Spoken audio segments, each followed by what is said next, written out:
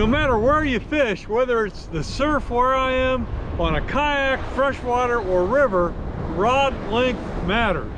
The longer the rod, chances are you can throw it farther. Well, I'm here today to test a name brand star rod that's 12 feet against a generic 13.3 foot rod I got off Amazon. And based on my earlier experience using the generic, quite frankly, I think it's gonna suck. So here's the test. I've got a 3-ounce weight. I will use the same exact reel on both rods.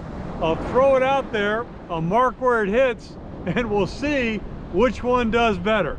Is it worth paying the extra money for a good rod with good action and power, or should you go cheap on Amazon? Hell, stay tuned. So I've got the wind in back of me. I'm just gonna throw down the beach here. I'll take a couple casts with each, I'll mark the average, and then we'll see what the result is.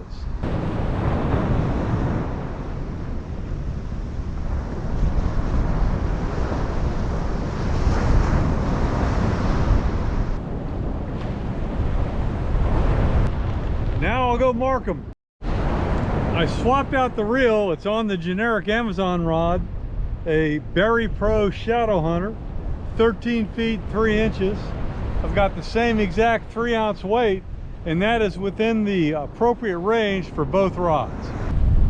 So here's the answer, and it's a little bit surprising. Averaged over a couple casts. There is the generic rod that was 13 feet 3 inches. This is the name brand rod that's 12 inches. Interesting results. If I remember my pace count from the Army correctly, this is just about at 100 yards. So that's about 98.5. Interesting results. So what do we conclude from this? Is it worth paying an extra $100 for a name brand rod, or just get a little bit longer generic rod? I've got to tell you that the generic rod does not feel good to cast. It feels like I'm throwing a dead stick.